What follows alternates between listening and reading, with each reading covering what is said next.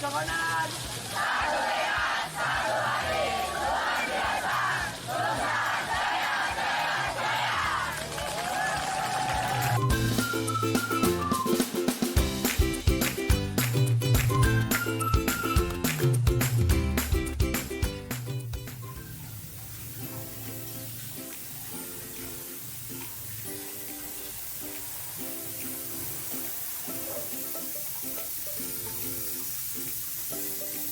Assalamualaikum warahmatullahi wabarakatuh. Bertemu lagi dengan saya masih di acara yang sama, yaitu mempelajari ilmu kimia. Sebelumnya saya ingatkan, di musim pandemi ini kalian harus selalu menjaga kebersihan, sering mencuci tangan menggunakan sabun dan air yang mengalir. Saat ini Pak Heru berada di dapurnya Pak Heru, di rumahnya Pak Heru. Jadi mengapa Pak Heru memilih tempat di dapur? Karena saat ini nanti kita akan mempelajari sifat-sifat kualitatif larutan, yang mana sifat-sifat kualitatif larutan sering kita jumpai di dapur atau dalam kehidupan kita sehari-hari. Contohnya ini,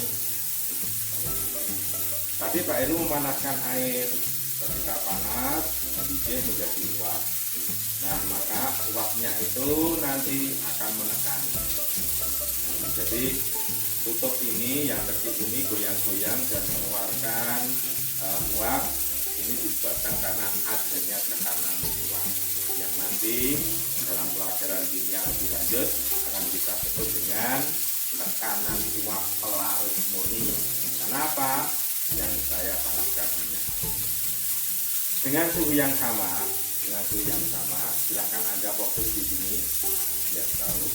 Dengan suhu yang sama, ketika nanti tak masuk dengan satu larut, maka tekanan uapnya akan turun.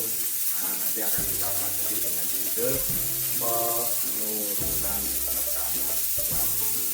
Jadi, sifat kualitatif kimia yang pertama nanti yang akan kita pelajari adalah penurunan tekanan uap. Contoh yang lain, ketika ibu kamu memasak di dapur, akan memasukkan sayur-mayurnya ketika air mendidih terlebih dahulu. Nah, ketika mendidih, sayur-mayur dimasukkan. Apakah masih mendidih? Ternyata tidak. Ketika kamu perhatikan, dipanaskan terus, nanti barulah mendidih. Nah, berarti ada kenaikan titik didih yang nanti akan kita pelajari dengan judul kenaikan titik didih, yang mana nanti dalam pelajaran kimia akan dilambangkan delta T. Di samping di dapur, ternyata banyak juga dalam kehidupan kita sehari-hari yang menerapkan sifat-sifat kualitatif larutan. Misalnya di mobil. Di mobil kok ada sifat kualitatif larutan itu di mana? Coba kita lihat sekarang di mobil. Oke, sekarang kita lihat penerapan sifat kualitatif larutan pada kendaraan kita. Nah, ini namanya radiator pendingin, sistem pendingin pada mobil. Kalau radiator ini hanya diisi air biasa, maka mudah mendidih. Mudah mendidih berarti mudah menguap. Mudah menguap berarti nanti airnya akan berkurang banyak, bisa sedikit, mengakibatkan sistem pendingin dalam mobil itu nanti tidak optimal. Oleh karena itu, biasanya ditambahkan radiator pelan. Tujuannya apa? Dengan adanya satu larut dalam radiator ini, nanti titik didihnya larutan akan menjadi tinggi sehingga tidak mudah mendidih. Kalau tidak mudah mendidih berarti tidak mudah menguap. Kalau tidak mudah menguap berarti cairan pendinginnya masih banyak terus sehingga kerjanya bisa optimal. Nah, itu penerapan sifat kualitatif larutan dalam mobil kita. Nah, sekarang marilah kita pelajari secara lebih dalam sifat-sifat kualitatif larutan yang lain. Nah, sudah siap kalian belajar? Nah, ini kalau tadi kamu melihat beberapa sifat kualitatif di dapur, Dan di garasi sekarang kita lihat lebih dalam lagi sifat koligatif larutan. Apa sifat koligatif larutan? Ini yang di bawah ini adalah definisinya. Sifat-sifat fisik yang bergantung pada jumlah partikel saat terlarut dan tidak bergantung pada jenis partikelnya. Jadi sifat koligatif larutan ini nanti bergantung pada jumlahnya saat larut. Jumlahnya yang banyak dan jumlah yang sedikit itu nanti akan berbeda. Padahal banyaknya zat terlarut dalam larutan kemarin sudah kita pelajari, yaitu dalam sistem konsentrasi. Masih ada yang ingat ada berapa sistem konsentrasi kemarin? Betul, ada 4. Apa saja? 1 yaitu molaritas, 2 molalitas, 3 yaitu fraksi mol, dan yang keempat kemarin adalah persen massa. Sifat koligatif larutan itu ada 4 nanti yang akan kita pelajari. Ada 4. 1 yaitu penurunan tekanan uap, dilambangkan delta P. Tekanan itu pressure, nah sehingga ini P, delta P. Yang kedua yaitu kenaikan titik didih, nah nanti dilambangkan delta TP. Mendidih itu boil, nah delta TP. Kemudian yang ketiga yaitu penurunan titik beku. Nah ini penerapannya nanti di kulkas biasanya. Kalau membuat es batu itu lebih mudah membeku, tetapi kalau nanti membuat es sirup agak sukar membeku karena perlu titik beku yang lebih rendah lagi. Dan yang keempat yaitu tekanan osmosis, lambangnya P. Nah, sekarang akan kita lihat satu persatu mulai dari penurunan tekanan uap. Kita lihat lebih dalam tentang materi penurunan tekanan uap atau delta P. Gambar ini adalah pelarut murni, jadi hanya tak gambar titik-titik saja. Ketika tadi saya panaskan maka akan menguap. Tak beri lambang, tekanan uap jenuh pelarut murninya adalah P0. Sedangkan ini menunjukkan tekanan uap jenuh larutan. Jadi ini ada lingkaran-lingkaran hitam, ini saya anggap zat terlarut. Dengan adanya zat terlarut ini nanti akan menghalangi pelarut yang akan menguap. Nah, sehingga tekanan uapnya akan berkurang. Oleh karena itu, berarti kesimpulan kita, tekanan uap jenuh pelarut murni itu lebih besar dibanding dengan tekanan uap jenuh larutan. Jadi dengan adanya zat terlarut mengakibatkan tekanan uapnya menjadi turun. Jadi saya ulangi, tekanan uap jenuh pelarut murni lebih besar dibanding dengan tekanan uap jenuh larutan. Nah, pada tahun 1887 ilmuwan yang bernama Rolle merumuskan bahwa besarnya penurunan tekanan uap itu sama dengan XB. XB itu fraksi mol. XB itu fraksi mol zat terlarut.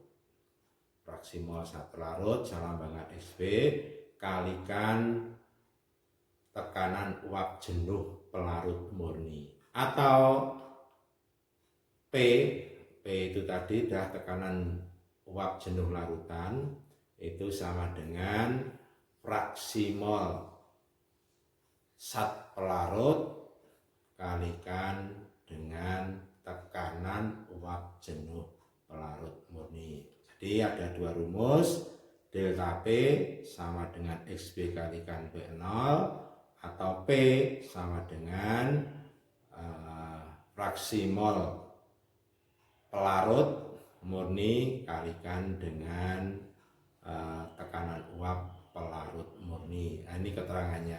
Jadi delta P itu adalah penurunan tekanan uap, P0 tekanan uap jenuh pelarut murni, P tekanan uap jenuh larutan, XB fraksi mol zat pelarut, XA fraksi mol zat pelarut. Nah, ini kemarin fraksi mol kita pelajari dalam sistem konsentrasi, di mana XB dirumuskan seperti ini. NB berarti mol zat pelarut dibagi dengan mol total dalam larutan. XA berarti fraksi mol zat pelarut dibagi dengan mol total dalam larutan. Sifat koligatif larutan yang kedua adalah kenaikan titik didih, dilambangkan delta TB. Nah, dengan adanya zat larut mengakibatkan titik didih larutan semakin tinggi. Jadi kalau air mendidih itu pada suhu 100 derajat Celcius, maka larutan gula atau larutan garam itu berarti titik didihnya lebih dari 100 derajat Celcius. Jadi dengan adanya zat larut mengakibatkan titik didih larutan akan semakin tinggi. Semakin banyak zat larutnya, maka semakin tinggi titik didihnya. Jadi kalau kita membuat larutan semakin pekat, maka titik didihnya akan semakin tinggi. Nah, titik didih air atau pelarut murni dibandingkan dengan titik didih larutan lebih besar titik didih larutan. Selisihnya itu yang nanti disebut dengan delta TB. Nah, hubungan konsentrasi dengan kenaikan titik didih dirumuskan delta TB sama dengan M-nya ini M kecil, anak-anak. M kecil kemarin kita sebut dengan molalitas kalikan KB. Jadi delta TB adalah molalitas larutan kalikan ketetapan kenaikan titik didih molal. Nah, ini keterangannya sudah saya tulis di sini dengan jelas. Delta TB kenaikan titik didih, kemudian M kecil molalitas. Nah, rumusnya mengingatkan kamu, M kecil rumusnya adalah gram per mr kalikan 1000 per P. P-nya ini adalah massa pelarut. Nah, KB ini adalah ketetapan kenaikan titik didih molal. Jadi ini biasanya nanti sudah ada dalam tabel. Misalnya KB air 0,52. KB alkohol 1,19, KB eter 2,11 dan lain-lain. Sifat koligatif yang ketiga adalah penurunan titik beku. Diberi lambang delta TF. Delta TF ini merupakan lambang dari penurunan titik beku. Adanya zat larut mengakibatkan nanti titik bekunya akan turun. Kalau air membeku pada suhu 0 derajat Celcius, maka ketika kamu membuat larutan gula, misalnya membuat es sirup, maka untuk bisa membeku berarti di bawah 0 derajat Celcius. Semakin banyak zat larut, maka semakin rendah titik bekunya. Jadi kalau membuat larutannya semakin pekat, untuk bisa membeku diperlukan suhu yang lebih rendah lagi. Nah, penurunan titik beku, penurunannya berapa itu dirumuskan sebagai berikut, bahwa delta TF sama dengan M molalitas kalikan KF. KF-nya adalah ketetapan penurunan titik beku molal. Jadi besarnya penurunan titik beku ini ternyata tergantung dengan banyak sedikitnya zat pelarut yang dihitung dalam molalitas. Delta TF, saya ulangi, penurunan titik beku, molalitas larutan, jadi semakin besar zat terlarutnya, semakin besar pula molalitasnya. Kalau ini semakin besar, berarti nanti ininya juga akan semakin besar. Jadi penurunan titik beku itu berbanding lurus dengan banyaknya zat terlarut. Sedangkan KF penurunan titik beku molal. Contoh KF air 1,86, KF bensena 5,12 dan sebagainya. Sifat koligatif larutan yang keempat yaitu adalah tekanan osmosis, lambangnya P. Nah, coba perhatikan gambar berikut ini. Ini ada larutan encer. Larutan encer itu berarti zat terlarutnya sedikit, zat pelarutnya yang banyak. Sedangkan ini adalah larutan pekat. Larutan pekat itu berarti zat terlarutnya banyak. Yang saya gambar titik-titik ini adalah selaput atau membran semipermeabel. Membran semipermeabel ini hanya dapat dilalui oleh molekul-molekul pelarut, tetapi tidak dapat dilalui oleh molekul-molekul zat terlarut.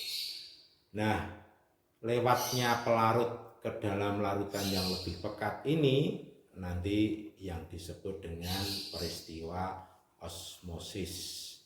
Jadi osmosis adalah proses spontan di mana pelarut dari suatu larutan mengalir melalui membran semipermeabel ke dalam larutan yang lain yang lebih pekat sampai kedua larutan sama konsentrasinya. Jadi menerobosnya pelarut dari larutan encer ke dalam larutan pekat melalui selaput atau membran semipermeabel ini. Nah, ini berarti nanti semakin pekat, ini semakin encer. Nah, ketika kedua larutan ini konsentrasinya sama, maka peristiwa osmosis tidak terjadi lagi. Jadi peristiwa osmosis akan berhenti ketika kedua konsentrasi larutan ini nanti akan sama. Nah, tekanan osmosis itu dirumuskan P sama dengan MRT. P-nya adalah tekanan osmosis, M-nya molaritas larutan, R-nya adalah ketetapan, besarnya adalah 0,082 liter atmosfer per mol derajat Kelvin. T-nya ini adalah suhu mutlak, nanti ditulis atau dihitung dalam derajat Kelvin. Mengingatkan kembali, M-nya yaitu molaritas larutan, rumusnya ini. Nah, itulah siswa sekalian 4 macam sifat koligatif dalam larutan. Kalau sudah, nanti kita lihat soal-soalnya. Sekarang kita lihat contoh soal yang berkaitan dengan sifat koligatif larutan. Contoh soal yang pertama ini itu nanti berkaitan dengan sifat koligatif larutan yang pertama, yaitu penurunan tekanan uap. Soalnya, ke dalam 450 gram air dilarutkan 12 gram urea, MR-nya 60. Kalau MR air berapa anak-anak? Iya betul, 18.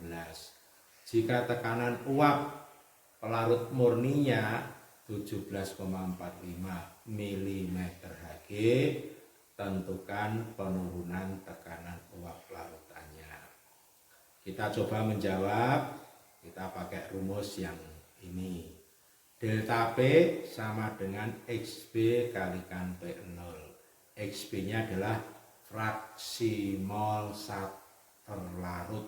Nah, rumusnya XB sama dengan NB per NA mol zat pelarut ditambah dengan mol zat terlarut. Nah, NB-nya itu mol zat terlarut, berarti 12 gram urea tadi, MR-nya 60, molnya ketemunya 0,2. Sedangkan molnya pelarutnya 450 gram, MR-nya 18, ketemunya 25. Sehingga XB-nya kita masukkan 0,2 dibagi 25 ditambah 0,2. Nah, ini ketemunya 0,08. Nah, kita masukkan delta P berarti sama dengan 0,08, ini fraksi mol zat terlarut tadi, kalikan 17,45. Ini tekanan uap jenuh pelarut murninya, ketemunya 0,14. Jadi penurunan tekanan uap larutannya yaitu sebesar 0,14. Kita coba mengerjakan dengan rumus yang lain, misalnya pakai rumus ini. Nah, P sama dengan XA kalikan P0. XA fraksi mol pelarut murninya, rumusnya mol pelarut dibagi mol totalnya, berarti 25 dibagi 25 ditambah 0,2, 25 per 25,2, ketemunya 0,992. Kita masukkan ke dalam rumus, P sama dengan XA kalikan P0, 0,992 kali 14,45, ketemunya 17,3104. Jadi dengan adanya zat larut ini yang tadinya tekanan uap jenuh larutannya, tekanan uap jenuh pelarut murninya 17,45, sekarang menjadi 17,3104, jadi turun. Nah, berapa besarnya penurunan? Delta P rumusnya ingat P0 min P, berarti delta P sama dengan 17,45 dikurangi 17,304. Nah, besarnya 0,1396.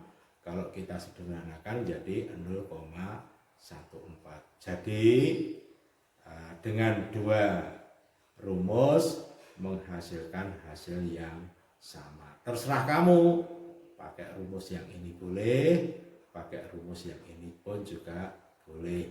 Nanti hasilnya juga akan sama. Ada pertanyaan? Contoh soal yang kedua, ini berkaitan dengan sifat koligatif larutan yang kedua, yaitu kenaikan titik didih.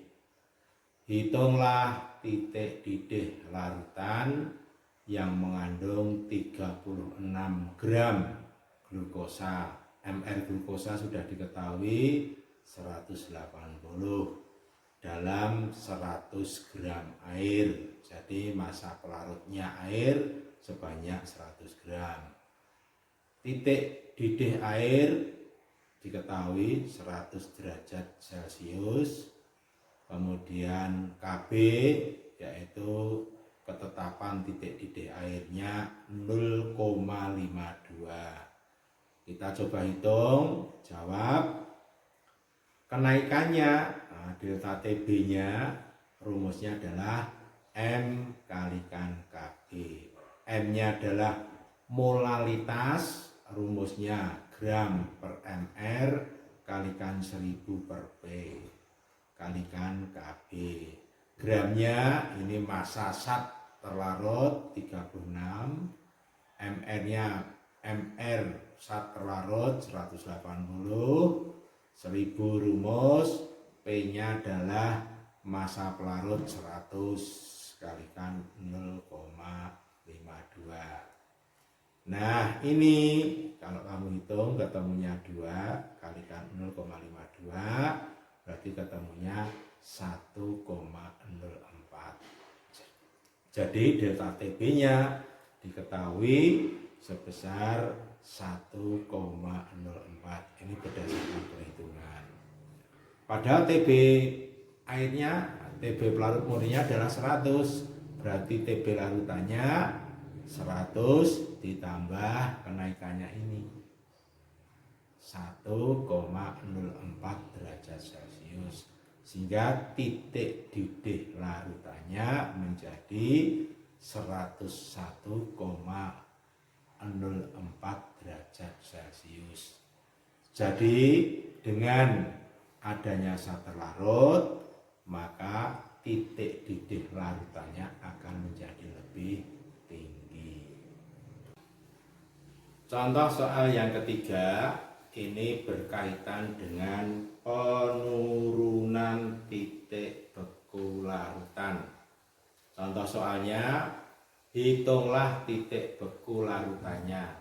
Jika 15 gram urea, MR-nya 60, dilarutkan dalam 500 gram air. TF, titik beku air, diketahui 0 derajat Celcius. KF, ketetapan titik beku air 1,86. Nah, kamu tahu rumusnya bahwa delta TF sama dengan M molalitas kalikan KF. Nah, molalitas gram per mr kalikan 1000 per gram pelarut, 15 per 60 kalikan 1000 per 500 kalikan 1,86, ketemunya 0,93. Nah, titik bekunya air tadi 0 derajat Celcius. Nah, sehingga titik beku larutannya 0 derajat Celcius dikurangi 0,093 derajat Celcius, ketemunya minus 0,093 derajat Celcius. Jadi dengan adanya sater larut ini, titik beku larutannya nanti akan semakin rendah. Contoh soal yang keempat berkaitan dengan tekanan osmosis.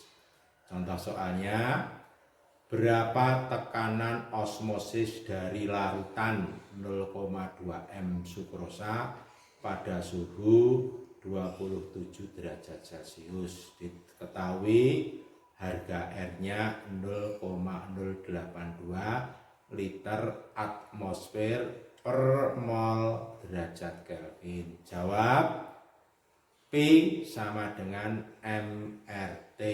M-nya tinggal dimasukkan saja 0,2 mol per liter. R-nya 0,082 liter atmosfer per mol derajat Kelvin. Suhunya ini Celcius kau ubah menjadi Kelvin, berarti harus ditambah 273 sehingga ketemunya 300. Nah, ada liter bisa dicoret, mol bisa dicoret, derajat Kelvin bisa dicoret, sehingga satuannya tinggal atmosfer. Nah, dari perkalian 0,2 dikalikan 0,082 dikalikan 300, ketemunya 4,92 atmosfer. Jadi mudah sekali, tinggal kita masukkan ke dalam rumus. Nah, contoh soal 4 ini tadi adalah untuk larutan non-elektrolit. Jumpa kita yang akan datang, kita akan membahas sifat koligatif larutan untuk larutan yang elektrolit. Dan yang akan datang, kita nanti akan mengerjakan soal-soal, ada latihan soal yang harus kamu kerjakan. Sampai di sini dulu. Ada pertanyaan? Kalau tidak, saya akhiri sampai di sini dulu. Akhirul kalam, wassalamualaikum warahmatullahi wabarakatuh.